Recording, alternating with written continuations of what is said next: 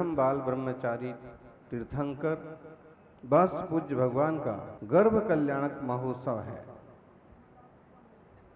और विमलनाथ जी भगवान का मोक्ष कल्याणक है। दोनों महान तीर्थंकर 12वें तीर्थंकर 13वें तीर्थंकर हैं और उन्होंने आत्म कल्याण का मार्ग बताया।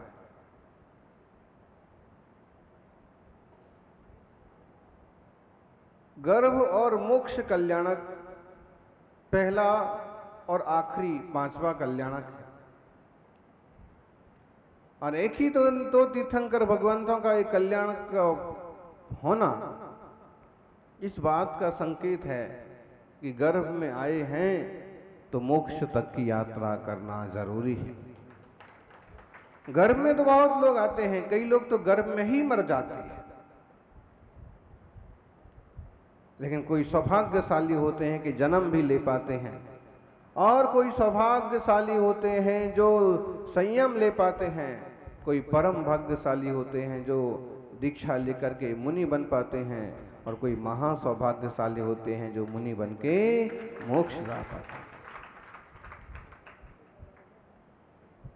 आत्मार्थियों, ज्ञानी कहते हैं चलो आत्म कल्याण की कोई वजह ढूंढते हैं, चलो धर्म ध्यान की कोई वजह ढूंढते हैं, जिधर ना हो कोई गम वो जगह ढूंढते हैं। दुनिया में तो गम ही गम है, किसी को कम है किसी को, दुनिया में तो गम ही गम है, किसी को ज्यादा है किसी को कम है। लेकिन चलो आत्म कल्याण की कोई वजह ढूंढते हैं, जिधर ना हो कोई गम वो जगह ढूंढते हैं। बहुत उड़ लिए ऊंचे आसमानों में, चलो जमी पे कहीं हम सतह ढूंढते हैं। टूटा संग किस्मों का जिंदगी की जंग में, चलो उनके दिलों की हम गिरह ढूंढते हैं। वक्त वक्त गुजरा भटकते हुए अंधेरों में, बहुत वक्त गुजरा, बहुत वक्त गुजरा भटकते हुए अंधेरों में, चलो अंधेरी रात की हम सुबह ढूंढते हैं। संसार की इस अंधेरी रात की कोई तो सुबह होना चाहिए।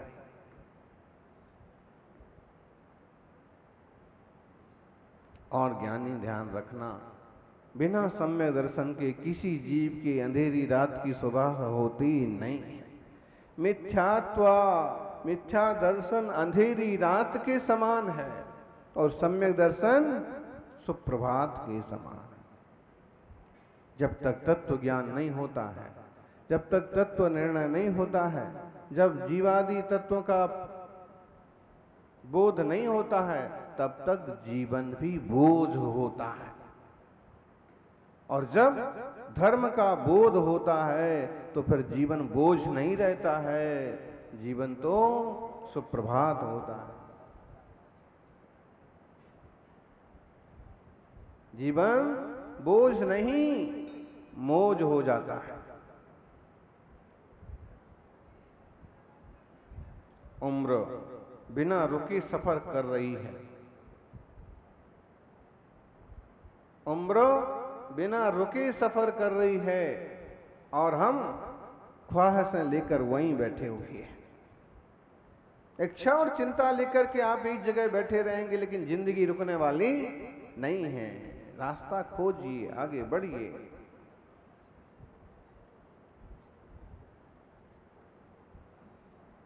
जो रास्ता खोलते हैं, रास्ते पर चलते हैं। आप सुन रहे थे, पूजा हो रही थी, पूजा में भी हैं, पांव पसारे मत बैठो।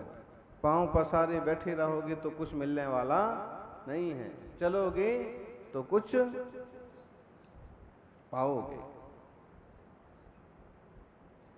सबसे पहले सम्यक दर्शन जरूरी है। विश्वास, जिन धर्म का विश्वास, जहां विश्वास होता है वहां सबूत की जरूरत नहीं होती, और जहां विश्वास नहीं होता वहां भी सबूत की जरूरत नहीं होती। आप कहोगे वहां सबूत की जरूरत होती है। सबूत दिखाने के बाद भी कहां विश्वास होता है? सबूत भी तो नकली हो सकते हैं। आप देखिए नीट की परीक्षाएं, पेपर लीक, नकली डिग्री, नकली शिक्षक, नकली सेना में भी पहुंच गए। बताइए आप, घोर भ्रष्टाचार।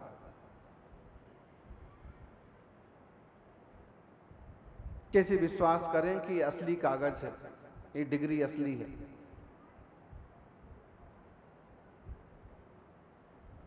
आधार कार्ड तक निराधार बन रहे हैं। ऐसे में किस पर भरोसा किया जाए? दुनिया अंधों का मेला है और अंधों के मेले में सभी अंधेरे में भटक रहे हैं। कोई सौभाग्यशाली है जो सत्संग में सद्गुरु के उपदेश से उजास पाता है और उजालों के रास्ते पर चल पड़ता है।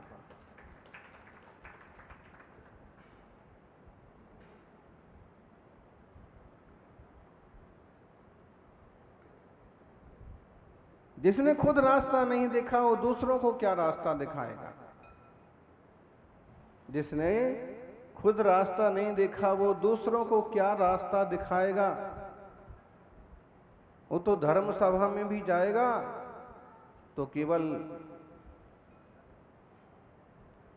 पूरी पकौड़ी ही खाएगा।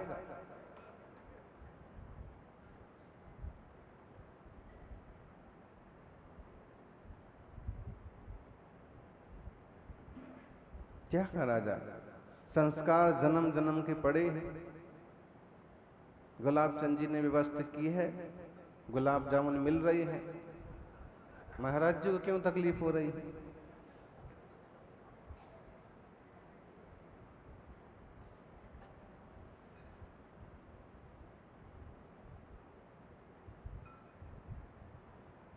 ध्यान रखिए।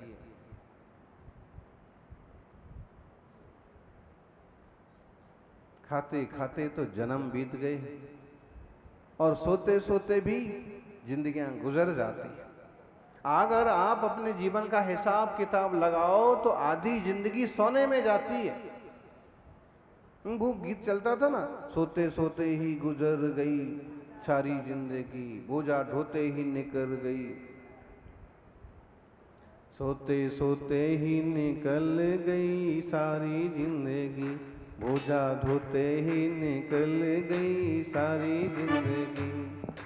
खेल कूद में बचपन खोया, यौवन पाभोराया।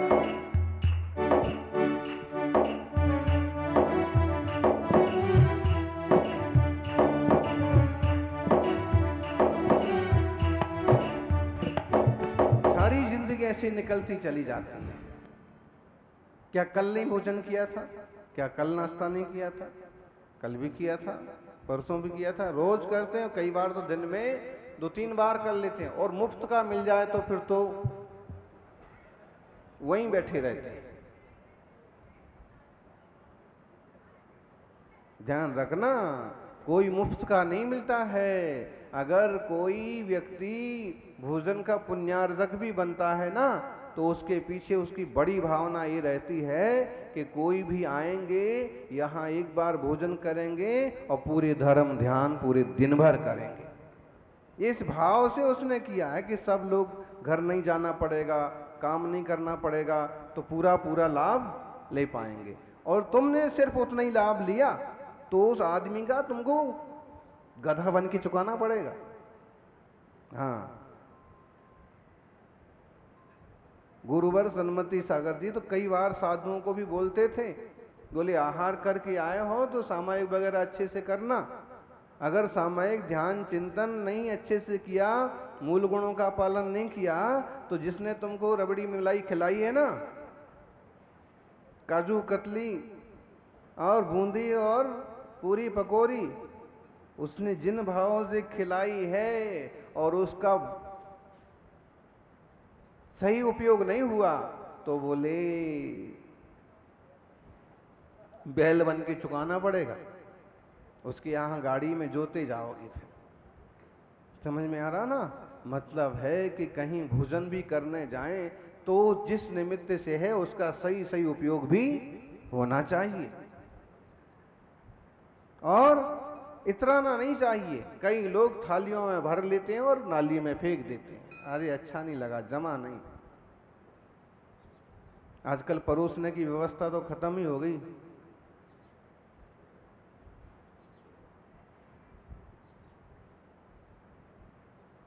अब तो अपने हाथ से उठाओ।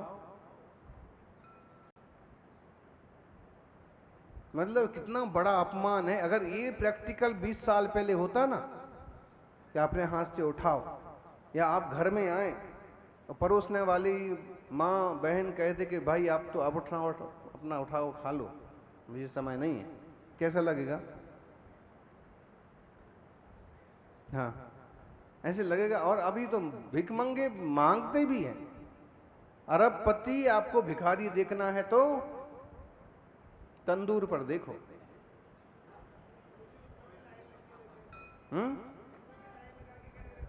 लाइन लगा के खड़े रहते हैं, और फिर अरे इधर दे रे, इधर दे, इधर फेंक, एक इधर फेंक, और उधर लेडीजों में कोई दिए जा रहा, इधर नहीं दे रहा है? तो मतलब क्या है, किस तरफ जा रहे हैं? शांति से बैठ के 2 रोटी भी नहीं खा सकते। भोजन किया है तो भजन भी करो। जीवन में भोजन जितना जरूरी है, भजन उससे भी ज्यादा जरूरी है।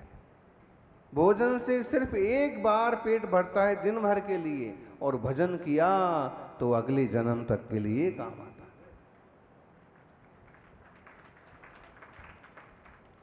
सज्जनों, भोजन भट्टा के लिए न बने। शरीर है चलाने के लिए भोजन तो मुनिराज को भी करना पड़ेगा, लेकिन उसका सदुपयोग क्या करना है, कब करना, कितना करना, ये भी ख्याल होना चाहिए। बाजार का डिब्बे बंद, पैकेट बंद खा लिया, बाद में फूड पॉइजन हो गया, उल्टी होने लगी, दस्त होने लगे, रात को बक लिया और फिर परेशान हो रहे। दिन में ही घर में बना हुआ शुद्ध भोजन ग्रस्तों को करना चाहिए। बुद्धि सबके पास है। आजकल बुद्धि तो सबके पास है, चालाकियां करना कि ईमानदारी रखना, ये संस्कारों पर निर्भर करता है। चालाकी 4 दिन चमकती है और ईमानदारी जिंदगी भर दमकती है। आपके पास बुद्धि है, विवेक है, उसका सदुपयोग करो।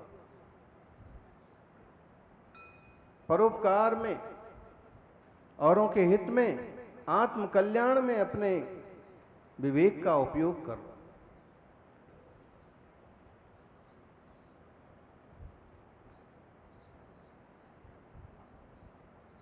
अगर सही दिशा में कदम ना बढ़े तो दूध में ही रह जाओगे, और आगे बढ़ते जाओगे तो जयपुर पहुंच जाओगे। जयपुर वाले यहां भी आ गए।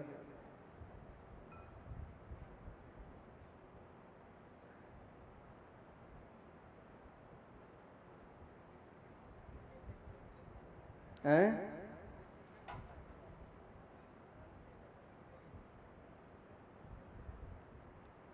सज्जनों, ये जिंदगी का रंगमंच है। जिंदगी एक रंगमंच है, यहां नाटक सबको करना पड़ता है। कोई नाटक करके अटकता नहीं है, और कोई नाटक करके उसी में अटक जाता है। जिंदगी के रंग मंच पर वैरागी, त्यागी, व्रती जीव भी अपनी प्रक्रिया करता है, अपना कर्तव्य निभाता है, लेकिन उलझता नहीं है। और जिंदगी के रंग मंच पर जो रागी हैं, जो आसक्ति वाले हैं, वो उसी चीज को पकड़ के बैठ जाते हैं, अटक जाते हैं। नाटक कहता है ना अटक, अटको मत, लेकिन लोग नाटक में ही अटक जाते। देखिए आज सीरियल है, पिक्चर है, नाटक है, टीवी पर आ रहा है, और कई अम्माओं को इतना अच्छा लगता है अमुक सीरियल कि बस उसके बिना तो भोजन भी। तो गजब ये है कि सीरियल के पात्रों को देख करके वैसा रोएंगे, वैसा हंसेंगे, वैसे एक्टिंग करेंगे, वैसी कंघी करेंगे, वैसे ही आधे अधूरे कपड़े पहनने लग जाएंगे। वो सिर्फ नाटक है, और नाटक को देख देख के नाटक वाले तो नहीं अटके, लेकिन आप नाटक के पात्रों में अटक गए। अपना बच्चा रोता रहे, अपने बुजुर्ग परेशान होते रहे, उसकी फिक्र नहीं है, लेकिन नाटक के पात्र यदि दुखी हो जाएं, दुखी होने की एक्टिंग करें, तो उनके साथ साथ आपकी आंखों में भी आंसू आ जाते हैं। आभासी दुनिया में मत जाइए, असली दुनिया की तरफ आइए। मोबाइल पर और टीवी पर चलने वाली सारी दुनिया आभासी दुनिया है, वहां है कुछ नहीं, सिर्फ आपको दिखता है। जहां है वहां देखिए, अपने को संभालिए, अपनी जिंदगी को संभालिए, अपने लोगों को संभालिए।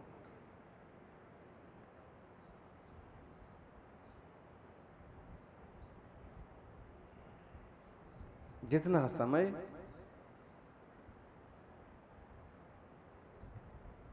मोबाइल और टीवी पर बर्बाद करते हैं, उतना समय अगर स्वाध्याय में लगाएं, बुद्धि की कितनी प्रगल्भता बढ़ जाए। लोग घंटों घंटों लगे रहते हैं, जैसे बंदर दूसरे बंदर की जुएं बीनता है ना, बंदर दूसरे बंदर के जुएं बीनता है, उन करते ना, बैठ जाते हैं, गोद में ले लेते हैं, और फिर वो ही आदमी मोबाइल के साथ करता है। घंटों उसी में निकल जाएंगे, क्या चल रहा है, क्या आ रहा है, क्या मिल रहा है, क्या फल रहा है, उससे कोई मतलब नहीं। भाई कोई उपयोगी चीज है, उपयोगी काम है तो करो, ऐसे समय बर्बाद करने से कुछ फायदा नहीं है। जिंदगी का एक एक समय बेशकीमती है, महत्वपूर्ण है, और जिंदगी ऐसे ही चली जाती। आधी जिंदगी सोने में, रात में 6-7 घंटे तो सो ही जाते हैं कम से कम। कई लोग तो ऐसे हैं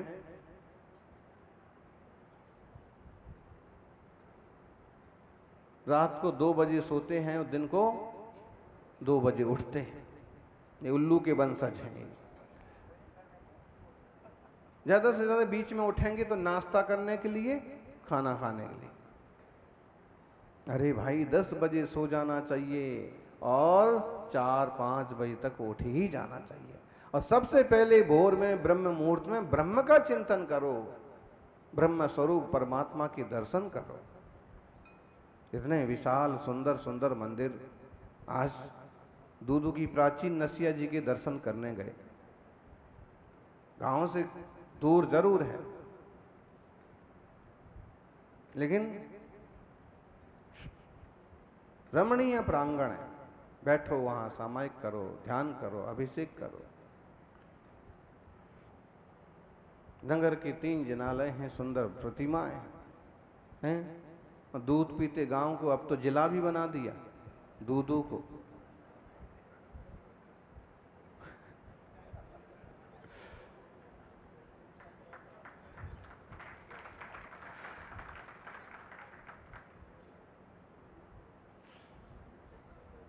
और कोई भरोसा नहीं, आगे वाले कहो वापस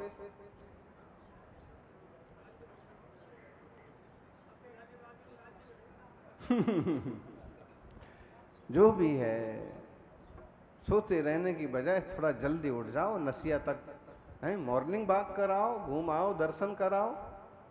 कुछ लोग जाते हैं अभिषेक का निमित्त लेके जाओ, सबसे बढ़िया काम, पुण्य का पुण्य। और पास में गांव था श्री राम नगर, बताइए बढ़िया मंदिर है, हैं? लोग उसमें रात्रि विश्राम कराते संघ का, बढ़िया प्रांगण है, बढ़िया स्थान है, लेकिन फिर भी सुबह दर्शन जब हुआ तो आनंद हो गया। प्राचीन मंदिर, सुंदर छोटी प्रतिमा। अब यही निमित्त बना लो, हफ्ते में 15 दिन में एक बार वहां चले जाएं, अभिषेक करके आएं।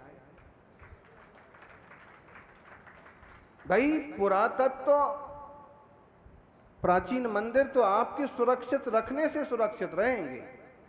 आना जाना बना रहता है तो भक्ति पूजा होती रहती है, और भक्ति पूजा होती रहती है तो गरिमा और महिमा बनी रहती है। और ध्यान नहीं देंगे तो फिर, इसलिए थोड़ा समय धर्म ध्यान के लिए जरूर निकालिए।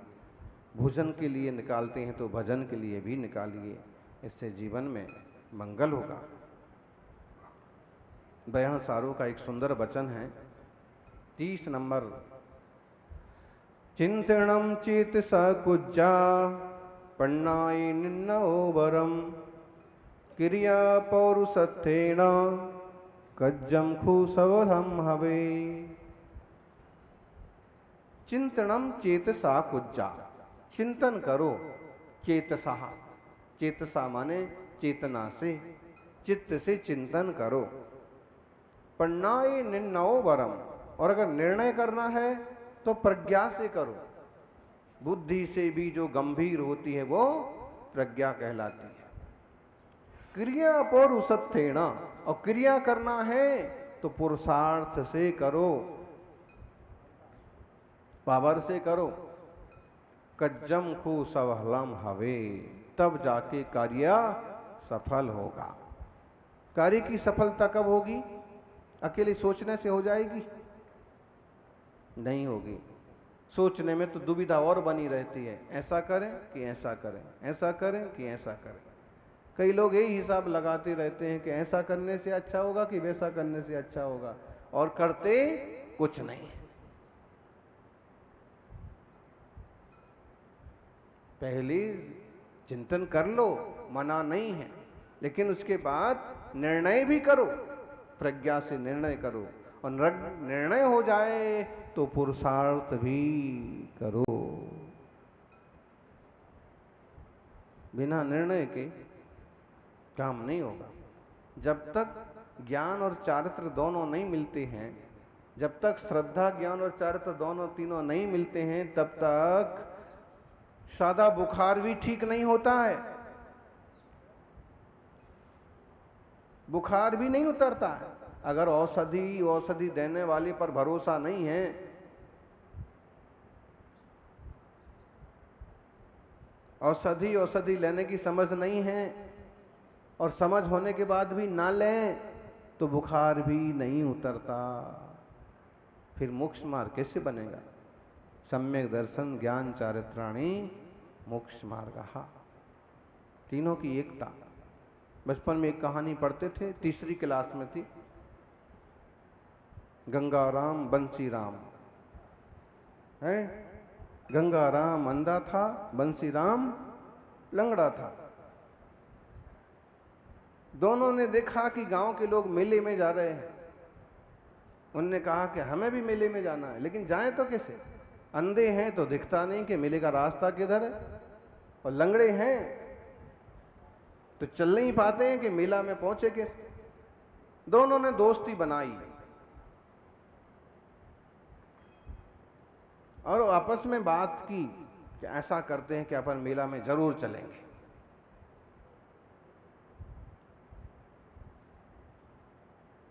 अंधे ने कहा, भाई लंगड़े तुम मेरे कंधों पर बैठ जाना, मैं चलता जाऊंगा और तुम आंखों से देख देख के मेरे को इशारा करते जाना, उधर उधर मैं मुड़ता जाऊंगा।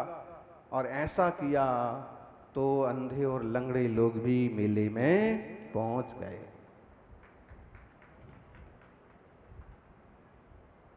यही मामला कुछ है श्रावक और मुनि के मामले में।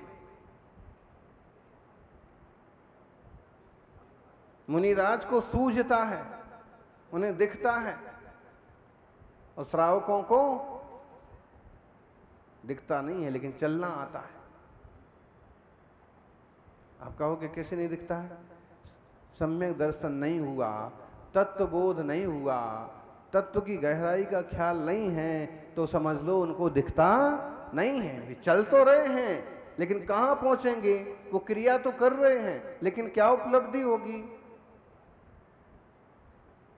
धर्म के नाम पर भी कर रहे हैं, दान के नाम पर भी कर रहे हैं, समाज सेवा के नाम पर भी कर रहे हैं, लेकिन उपलब्धि क्या होगी? जब सही क्रिया होगी, सही अर्थ में होगी। तो कहो कि मुनिराज को सूझता तो है लेकिन वो एक तरह से उतना नहीं चलते जितना गृहस्थ चलता। गृहस्थ तो बस सवेरे गाड़ी में बैठा और अभी घंटे भर में दिल्ली से दूदू, और दूदू से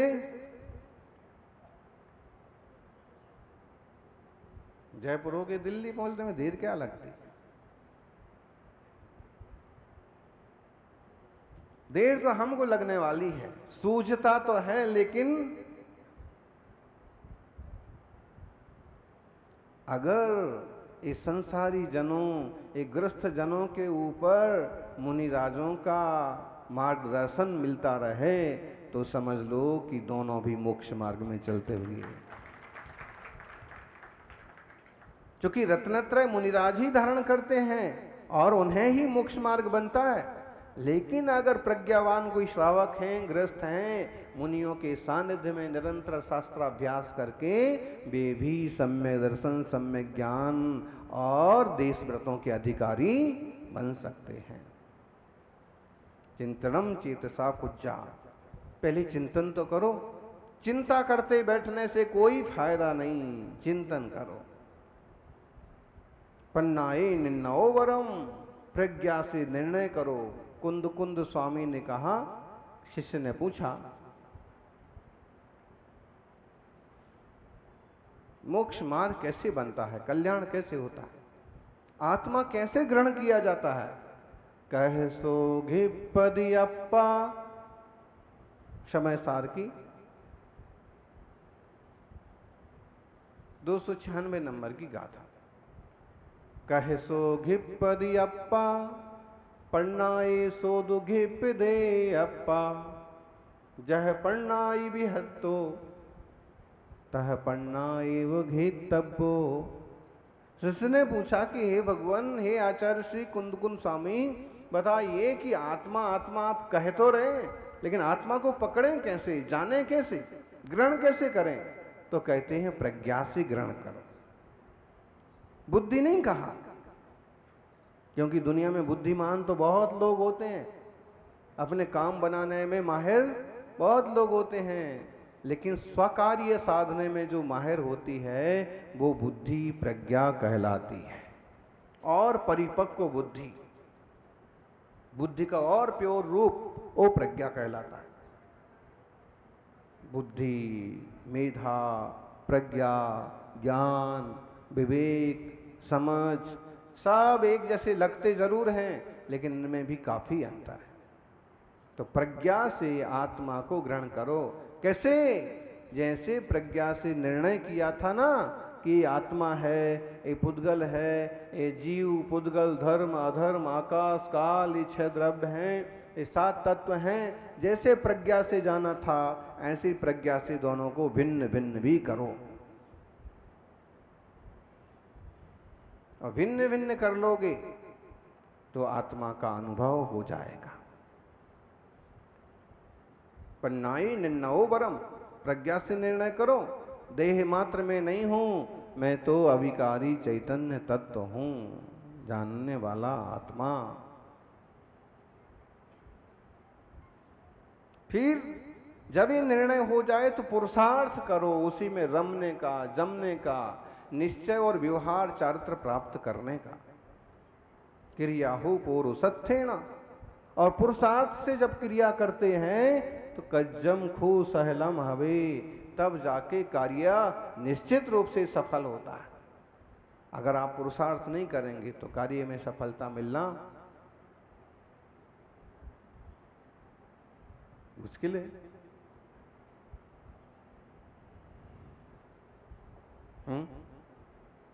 सफलता के लिए तो पुरुषार्थ जरूरी है, और अगर ठान लो ना तो हो ही जाता है। बोलो। हार तब होती है जब मान लिया जाता है, जीत तब होती है जब ठान लिया जाता है। ऐसा हुआ तो एक बड़े सेठ जी थे, बहुत धनवान थे, लेकिन समय सबका बदलता है, उनका भी बदला और धन संपत्तियां एकदम छीन हो गई। यहां तक स्थिति हो गई कि उनके युवा बेटे के लिए संबंध मिलना भी कठिन हो गया। एक दिन की बात है कि किसी निमित्त से सज सवर करके तैयार होकर के घर के बाहर निकले, बेटे को भी बढ़िया कपड़े पहनाए और वो भी अच्छे से सज समझ करके, और जैसे ही घर के बाहर निकले तो देखने वाले, जब तक लक्ष्मी होती है तो सारे उल्लू धोख देते हैं, लक्ष्मी कम पड़ जाएगी उल्लू भी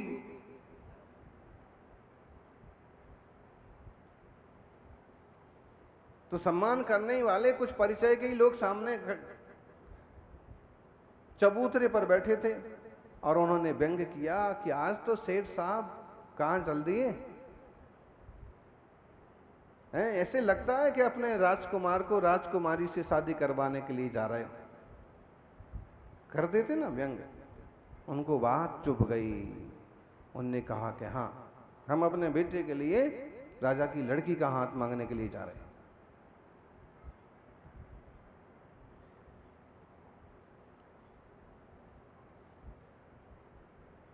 गए, चले गए, जाना किसी और काम से था, चल गए, सीधे राजमहल की तरफ चले गए। राजा से मिलना है, राजा से पूछा तो राजा ने कहा कि आने दो सेठ जी को, कोई बात नहीं।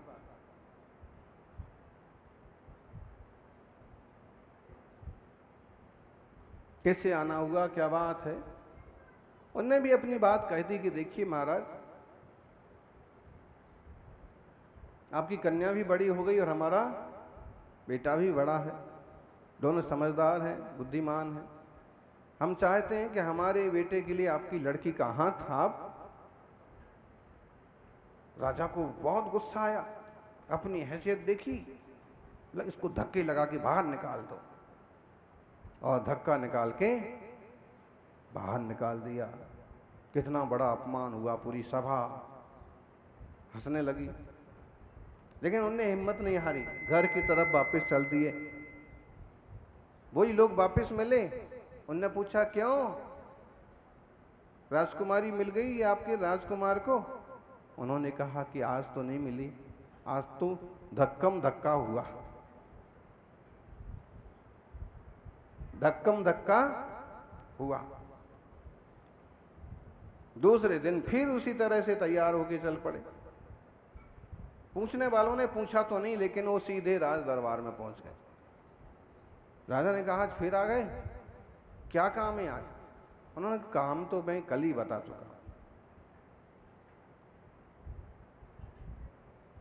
राजा को फिर गुस्सा आया। उन्होंने कहा ऐसे नहीं मानेगा, इसको दो चार मुक्के लगाओ और बाहर निकालो। फिर मुक्के लगाए सैनिकों ने और बाहर निकाल दिए। अब वापस गए तो फिर वही लोग मिले वापस। आज क्या हुआ?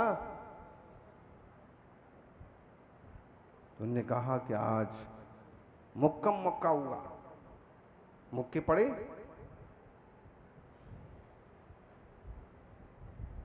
अगले दिन फिर गए, राजा ने आओ देखा ना ताओ, गुस्से में थू किया, आदमी का इतना अपमान हो गया, फिर बाहर आ जाता है, निकाल दो बाहर। फिर मिले, उन लोगों ने फिर पूछा भैया आज क्या हुआ? तो आज थुक्कम थुक्का हुआ, मेरे नाम से ही थूक दिया। अब रानी जो थी रोज रोज देखती थी पर्दे की आड़ से कि मामला क्या चलता है रोज रोज। बात तो सही कह रहे सेठ जी, और उन्होंने राजा को समझाया कि देखिए आप 3-4 दिन से उस आदमी का अपमान कर रहे हो, कभी नगर सेठ रहे हैं, पैसा ही तो सब कुछ नहीं होता है। और अपनी बिटिया के लिए उनका लड़का बहुत अच्छा है, समझदार है, गंभीर है, इतना सब कुछ होने के बाद कुछ नहीं बोलता, गुस्सा नहीं करता, और शालीनता से पिता के साथ आता है, और वैसे ही चला जाता है।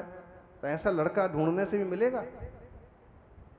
ऊंचा पूरा समझदार और साहसी, बस रुपया ही पैसा नहीं है।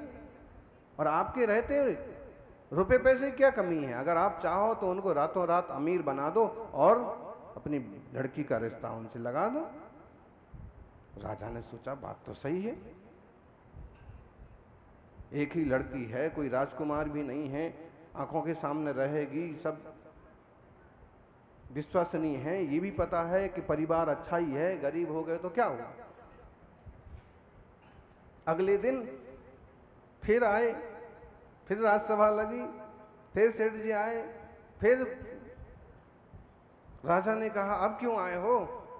उन्होंने कहा कि महाराज विषय तो आपको पता ही है। राजा ने कहा फिर बोलो एक बार। उन्होंने कहा कि हमारे बेटे के लिए आपकी बेटी का हाथ हम चाहते हैं। राजा ने कहा कि चलो हमारी बेटी का हाथ तुम्हारे बेटे को दिया। भाई परिवार तो तुम्हारा अच्छा ही है, समझदार लोग हैं, खान पान अच्छा है, खानदान अच्छा है, बस किसी कारण से रुपया पैसा कम हो गया तो हमारी बेटी जब तुम्हारे घर में जाएगी तो उसके साथ खजाना भी आएगा और पक्का होगा।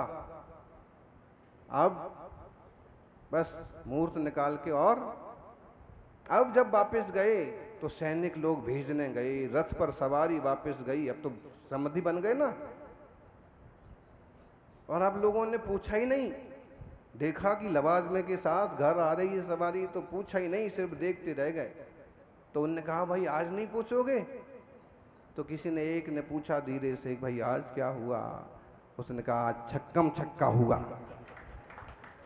जिंदगी में बिना मेहनत के छक्कम छक्का नहीं होता है, पहले धक्कम धक्का होता है, फिर एक ही बार में नहीं हो जाता है। और हमने हिम्मत रखी, पुरुषार्थ किया तो बस अब सब आप हमारी इस खुशी में शामिल हों। एक अच्छे मुहूर्त में सब बारात लेके चलेंगे, आप सब बाराती बनना और छक्कम छक्का, वहाँ बढ़िया गुलाब जामुन मिलेंगे, बढ़िया भोजन करना। लेकिन उस सब के पहले मेहनत करना। ऐसे ही नहीं पुण्य फलता है ज्ञानी। सुबह सुबह नहा के जब श्री जी को नहाते हैं तभी महान पुण्य का फल पाते हैं। खुद के खाने के पहले मुनिराजों का जब पड़गाहन करते हैं तो ही तिजोरियां भर पाते हैं। ये नीति है, ये शास्त्र में कहा कि जो लोग मुनि का पड़गाहन करने के, मुनि के आहार के बाद आहार करते हैं, वो जिंदगी में कभी भी भूखे नहीं मरते।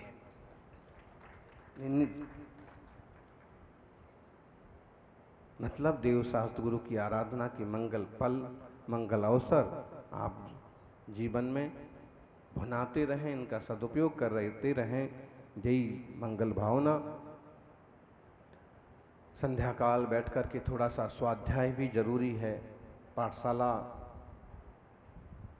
भी जरूरी है, ताकि आगामी पीढ़ी को भी संस्कार मिलते रहें। और हम तो समझते हैं यदि माँ बाप संस्कारित हैं तो बच्चे आप ही संस्कारित हो जाते हैं। तो खुद के जीवन को भी समतौल बना करके सही मार्ग पर बढ़ते रहें। जय बोलिए वासुपूज्य भगवान की, विमलनाथ भगवान की।